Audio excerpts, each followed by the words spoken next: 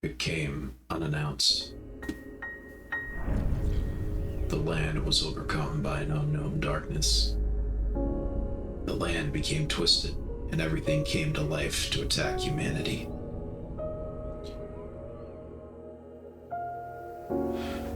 Judging that humanity would be destroyed at this rate, scientists began working on a project to build an Ark as a safe haven for humanity.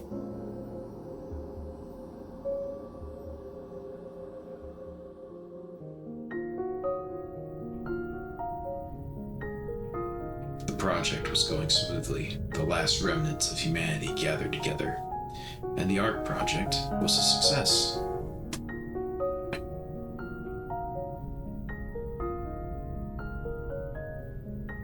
However, they did not realize that the Ark is not a safe haven full of hope, but a cage that would imprison them for all eternity.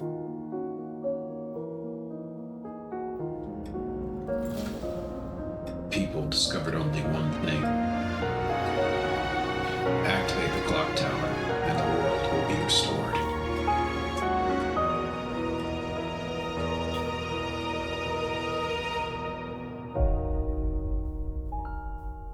It was the final message they had left to the world.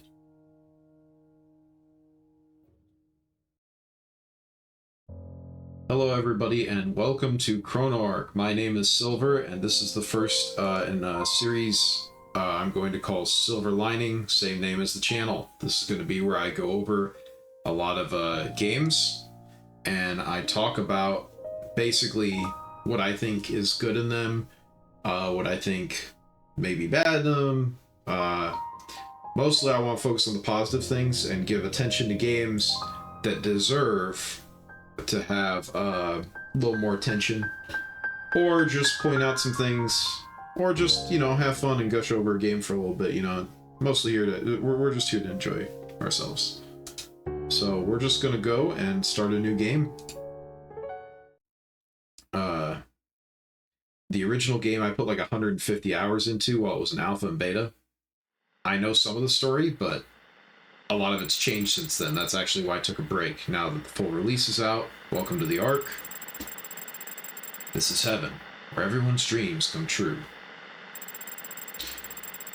People live together for a single hope. This is the world everyone wanted. Come on, tell me, what do you desire?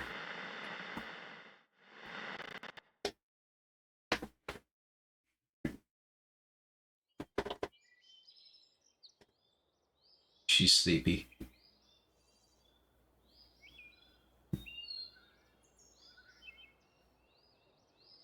Alright, so in this game, you can move around with WASD and run, or shift run, but you can also just click with the mouse, which is how I like to play it, so, you know, I think that's nice to have different options. I think this one has controller support too, I'd like to say.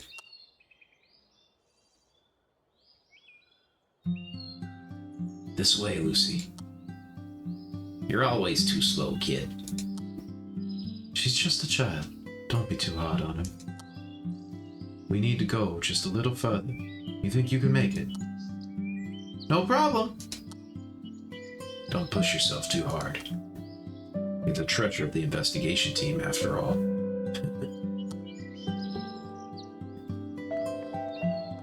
And walk forward. Press E to interact. You can also, like, click on things. Very pretty roses.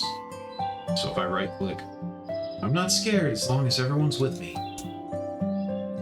We'll take care of the monsters. Just lead the way for us.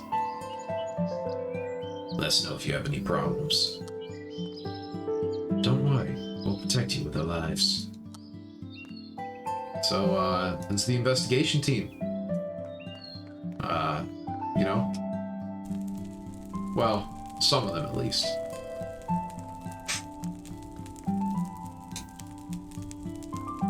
Now we're having campfire. Hey kid, try eating this. It's freshly cooked.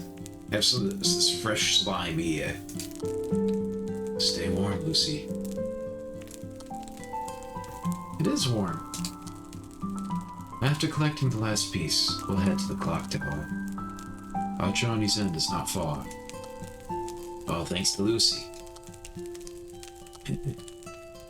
I gotta give you some credit. I think I messed up on the voices, but y'all ignore that. Hey kid, you're pretty helpful, you know that. No, you're just a kid till we get to the clock tower. Everyone, thank you so much.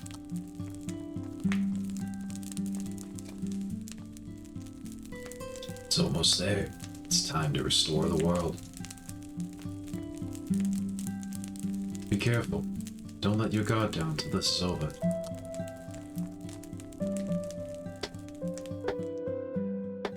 I would just like to say the music in this game's great. Hey, that's me. Okay. Boop. Up the nose. Oh. Well, that's not good. Oh, ketchup. I only got a little careless. How could it end like this? I'm afraid this is my end. Lucy, run as fast as far as you can.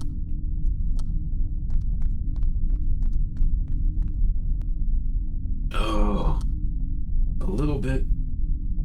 If I'd done just a little bit better, we could have activated the clock tower. They ain't moving. They lost all their ketchup.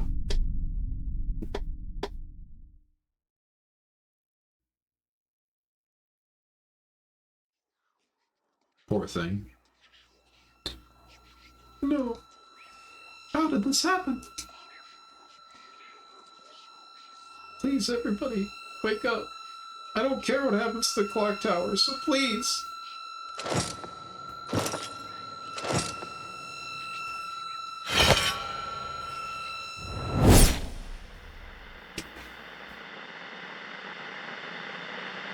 Boop.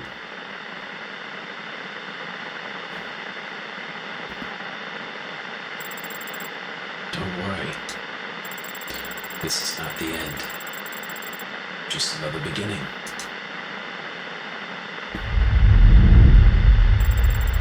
It's you. I'm a hero of this world.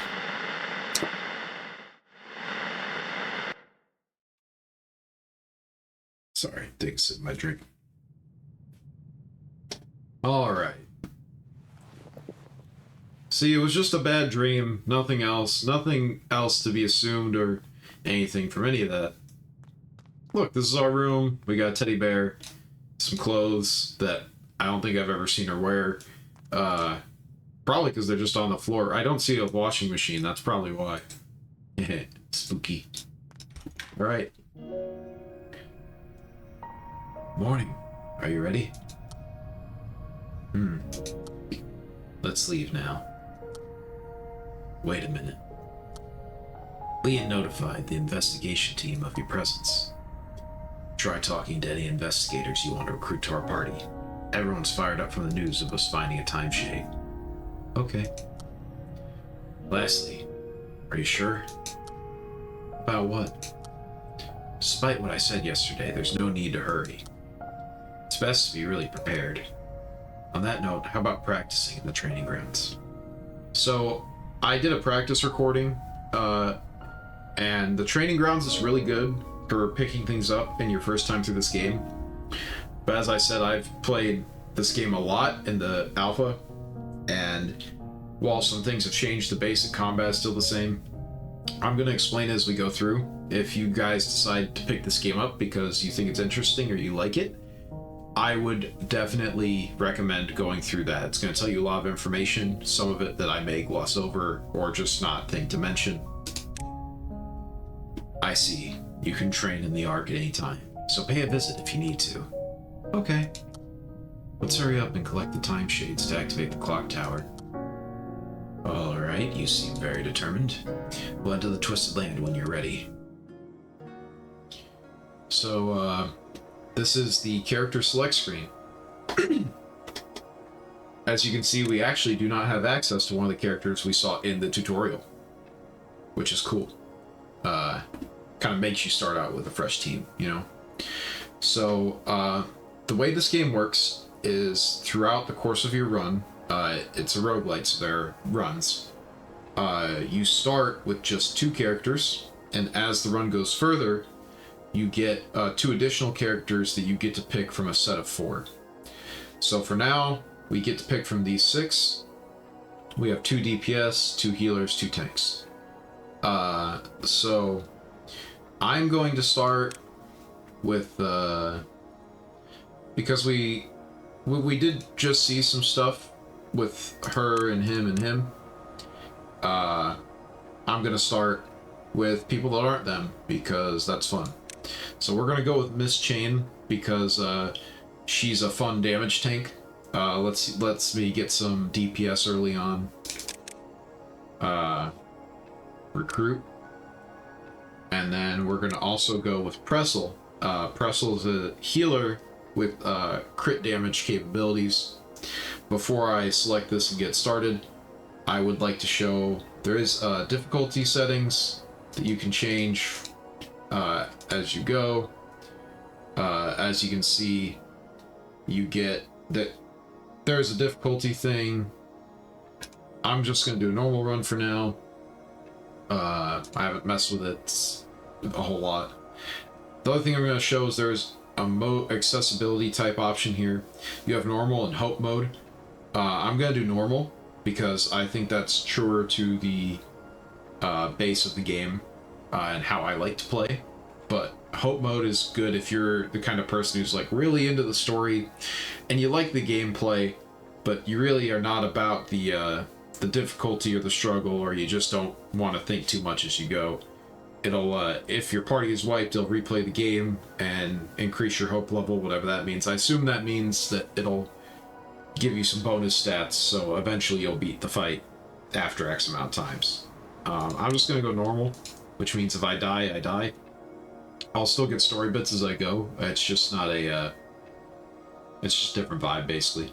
It's however you want to do it. So I'm gonna go with Miss Chain and Pressel, just because they both have some tank and healer abilities, but they also have some early game DPS. I also think that they are good for just showing off mechanics in this game. So we're just gonna go on to the little pad, and it takes us out into the world. So welcome to the Misty Garden, the first area in the game. There are other areas that we go to as we progress. This is talking about the map. Basically, and I will show this in a sec. I will in this chest. If I click on the map, or if I press M, opens the map. If I select a location, teleport to it. You can do that with keystrokes as well. It tells you how to do that, but really that's not what I'm going for. That symbol here means that there's a boss fight right past this. This symbol here is there's an enemy encounter right here. So I'm going to come back to this. I kind of want to, I like to explore a little, get what loot I can. Obtain 2 random potions, get a random potion, and use a key to obtain 1 more random potion and a relic pouch. I have a key, so I say might as well, you know. Loot. Go to the basement. And we're gonna loot. We get a healer potion, Fairy's Blessing, relic pouch, usable in the field when used to view 3 random relics and select 1 to obtain. So I'm not gonna open that just yet, because you can't actually use relics until you get to a rest area. We'll go more into that when we get there. Sometimes there's dead ends. That's okay. Sorry, allergies. So, welcome to the combat of Chrono Ark. So, when you start out, you really do not have a lot of abilities baseline. You get some for each character, as well as each character has what is called a fixed ability, which basically fixes an ability in their slots. You can set what it is in the menu of their abilities. For most abilities can be set, certain special ones cannot. That is just for strategic use. So, what we're gonna do is we're just gonna take this guy out. You have 3 mana. This is the mana cost. As we use spells from a certain character, you'll see that mana went up when I clicked on this, because the more you use from a character, the more the mana cost for their skills goes up. Now let's say, oh man, I need to use this basic attack, but I already rested. Well, Lucy starts off with this accelerate ability. You can use it on a skill. It decreases its cost. Lets me play the other skill. Battle 1, Soulstone, Gold, Barrier Generator. That is XP, money, and a item that lets you create shield for your characters. So now we can upgrade our character. It's telling us about now. Hit tab. You can also click on the characters down below if I remember right. Yeah. And it'll take you to this menu. When you select a character, it brings their specific screen. Oh, that's cool. I didn't realize there were stickers on the chainsaw. I love details like that. So on Lucy, Lucy is like your party leader. She lets you increase overall stats like mana and card draw. Card draw basically gets you a Lucy skill, which does things like accelerate, where it's like it helps you keep your deck flowing. This here is Miss Chain. She's a tank. She does like... Well, let's just get into it. If I hit level up, Miss Chain gains burn when she casts a skill or a fixed ability. Her health gauge is protected during burn. Miss Chain's skill gains bonus effects when cast during burn. So, basically when you level up a character for the first time, you get their passive. As well as whenever you level up a character, you get a skill. So, we're gonna look at what we got. Death's Door immunity, add to your maximum health, add to your aggro. Good damage attack that lowers their armor. All allies, user receives a buff that reduces damage from the next attack to 1. Flame Barrier, when attacked, this buff is removed and applies grievous burn to the attacker. Burn, healing gauge, protection. So, if I'm understanding correctly, it's going to give burn and flame barrier to everybody. And then the next attack that Miss Chain gets, or uses, the next attack Miss Chain gets hit by will reduce damage. She's a tank, we want some tank abilities, we're going to do that. There's the mana and card draw I was talking about earlier, and that gets her leveled up. And when we get another level, we'll go over Pressel and her stuff. So, where shall we go? Here's a church. Churches require keys to open chests. I probably should have saved the key from earlier, but I got a relic.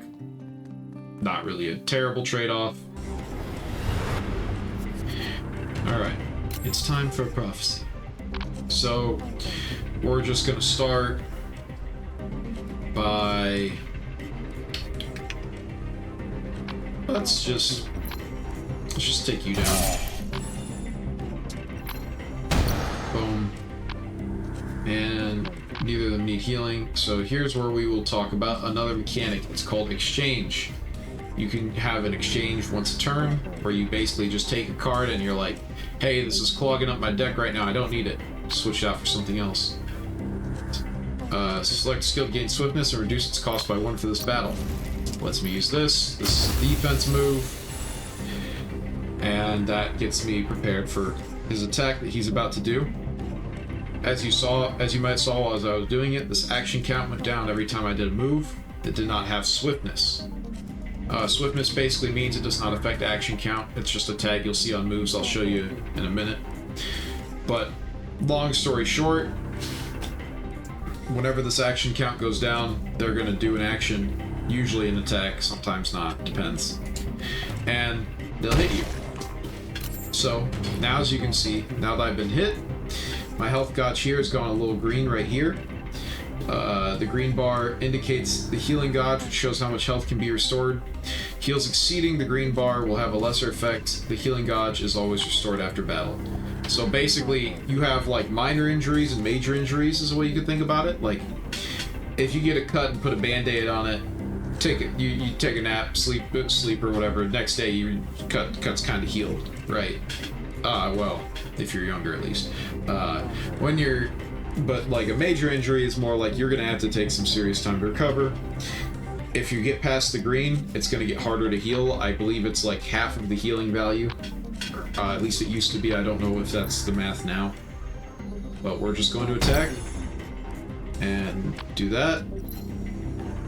And then we're going to switch out basic protect, heal, because we really can't do anything else. We took some burn damage. Anything with this pain symbol is just a pain stats effect. This game has a lot of stats effects that are kind of like poison in other games, or burn, and they all just show pain. That pain symbol. That pain symbol basically just tells you, hey, they're taking this amount of damage per turn.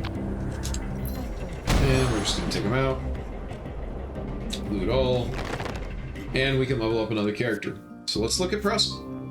We're gonna level up, and she gains the passive Prophecy. At the start of each turn during the skill draw phase, replace one draw with the below effect. View 2 random skills from the deck, select one to draw. Level 3, draw from 3. Level 4, draw from 4. Yada yada. And now we're going to get a skill for Pressel. You can do Healing Coil, which basically heals another person and heals themselves at the same time. For the amount healed, I believe it was, or 50% of the healing amount. You get Kill It, which is just a good damage attack, 1 mana cost, reduces their armor, taunts them a little bit. And if you look right here, well, it's not letting me scroll over to it, but if you see where it says Prophecy, attack the target and a random enemy, that means that if Pressel's Prophecy ability, which shows us the random cards, if this is one of those cards and you select it, it will now attack a random enemy as well.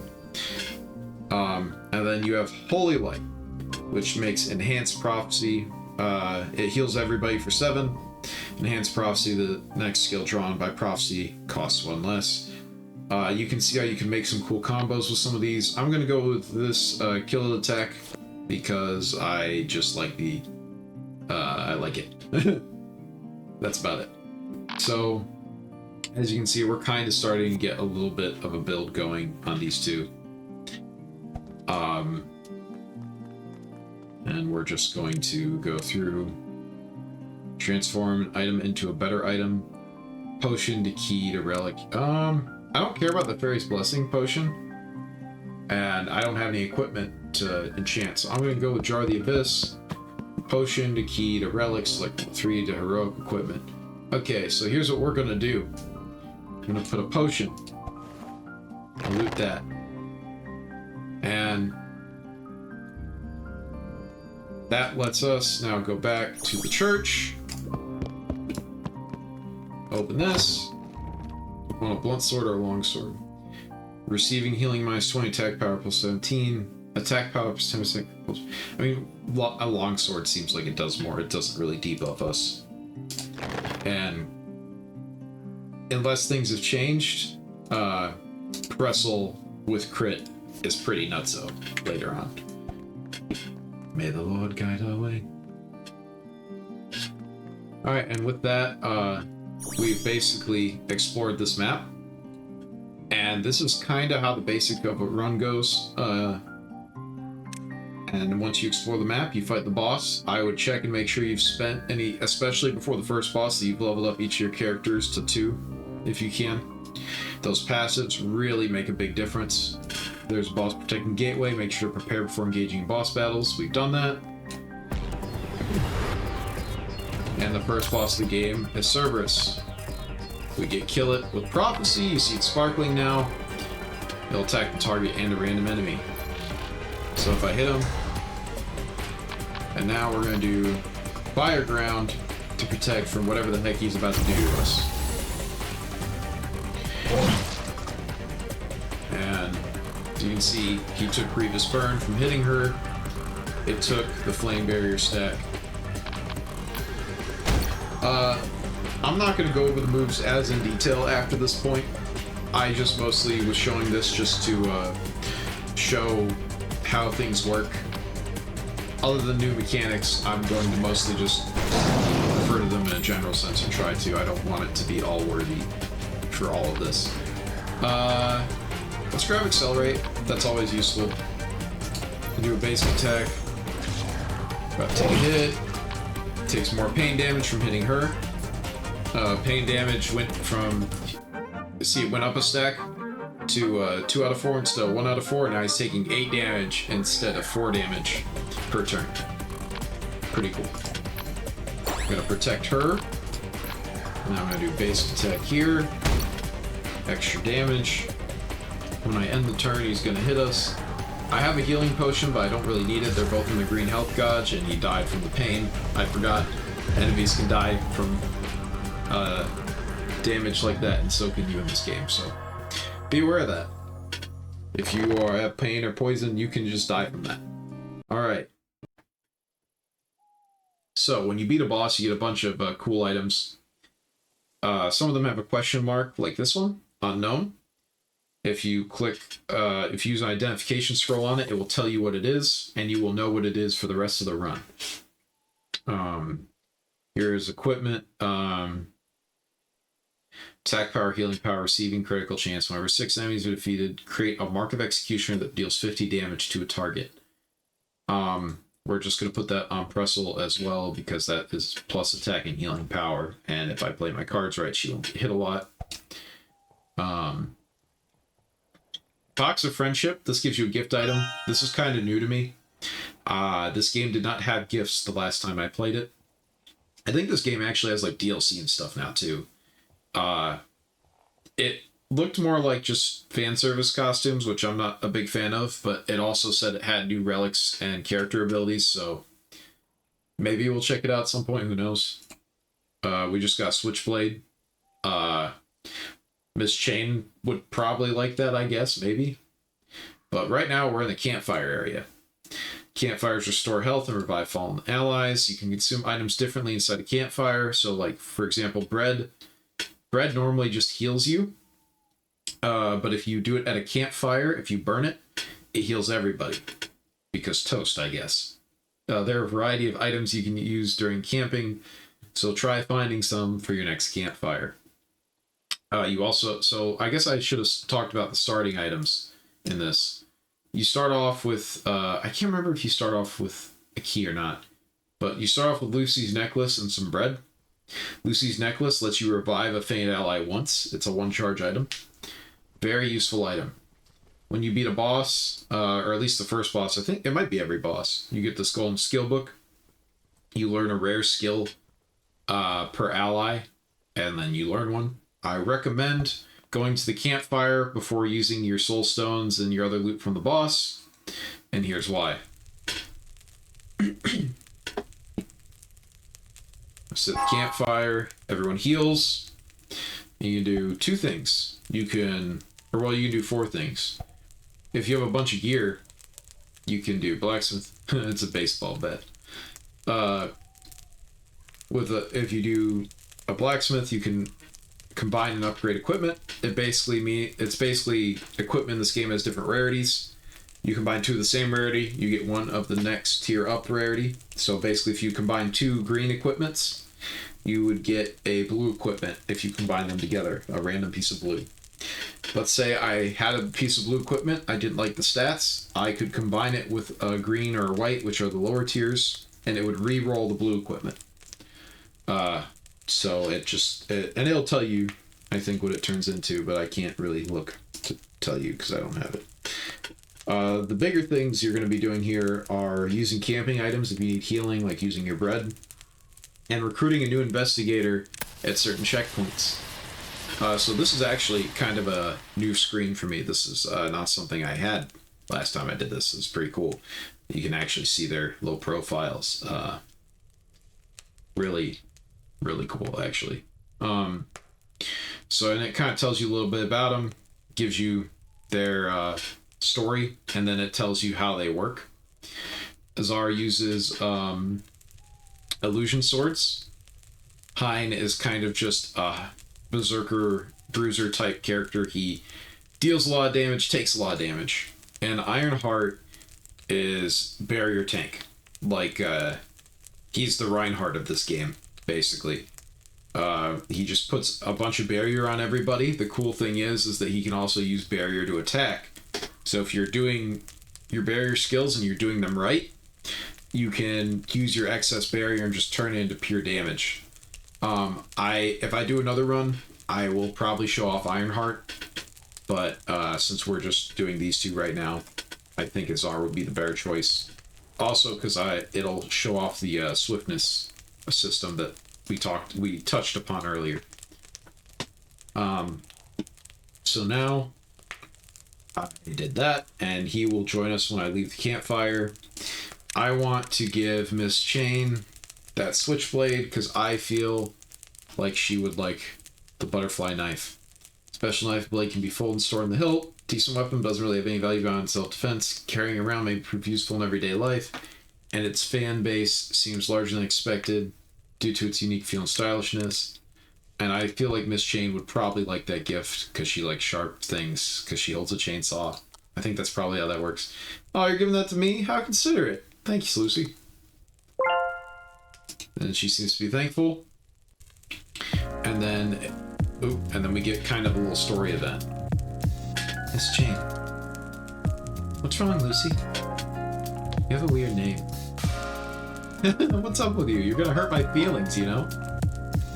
But it is weird. Well, you're right, because it's not my real name. Not your real name? Of course, how can the person be named after a chainsaw? Chainsaw Man. My real name is Annie. Miss Chain is something of a nickname. It's a nickname people gave me after seeing me wreck stuff with a chainsaw.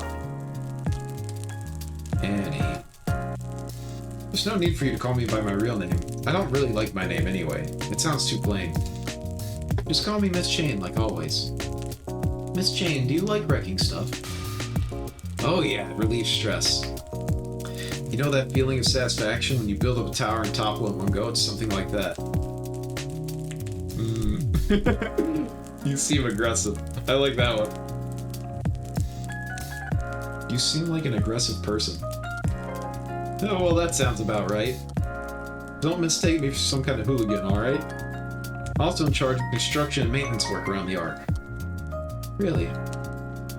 Of course, a chainsaw has a lot more uses than just wrecking stuff. The only thing I wreck are monsters in the Twisted Land. I'm glad I can help find the time shades and burn away my stress at the same time. Two birds with one stone, don't you think? I still don't get it. Your relationship with Miss Chain has improved. So, I don't know how the relationship stuff in this game really works, other than one of the only character that I have not gotten to try yet that's in the base game, you get after doing a certain amount of friendships with people. So you see we have a token of friendship. I don't know if that means we need to get like all three and then it counts as complete or how that works. But more encouragement to try new characters, which I would do anyways. So we're going to leave. And now we're going to use that relic pouch from earlier. Let's see. View 6 rare Lucy skills and select one to learn. This is unrecoverable. Basically, you're taking up a relic slot, which you get 3 of, in order to get a one-time buff. Let's see.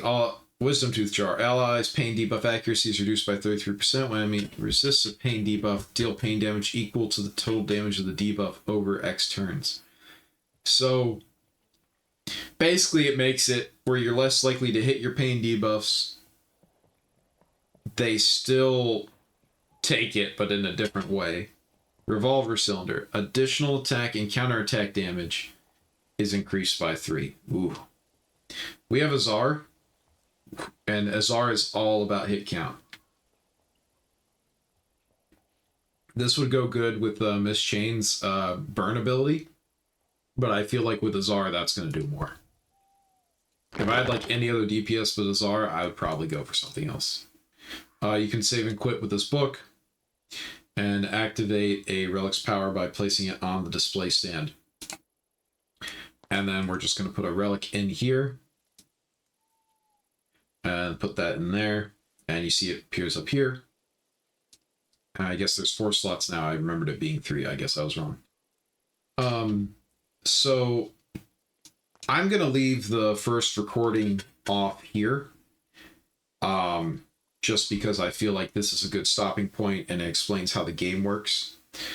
I want to show at the very least a full run of this game, and maybe we'll even do more after that. We'll see, but I'm going to leave it here pretty much, and I'm going to do another recording and try and get as far as I can in that next recording. That one will be a little longer. This one I wanted to keep shorter. I'm running it around 35 minutes. I just wanted this to be like, hey, this is how the game works. This is the basic style. This is how it goes. And so before I leave, I guess let me just explain how this would work from here. I go through this area, this woods area, for another fight, roughly. And then if I beat the boss, I go into a new area. I go through there for 2 or 3 things, and then I get to the next area, and so on until I get to the final boss of the run. If I beat the final boss, I get some story stuff. There are things like credits, which are your run-to-run outside of run currency. You lose your soul stone and your gold when you die, but you will never lose your credits. There are things like rare skills that we get for each ally. There are things like other characters I have not shown off yet, like Azar, who uses illusion swords, which are basically just you spend the 1 mana, you get 2 0-cost cards, and you're just making damage off spamming attacks. I really didn't get to show off the fixed ability thing as much, but basically you'll click that. That becomes your fixed ability. That'll be what appears on Azar under here. That's all the basics of the game. I do hope that some of you will check it out. I hope that some people actually watch this first video. And I do hope that everyone has enjoyed it. And I would just like to say thank you and goodbye.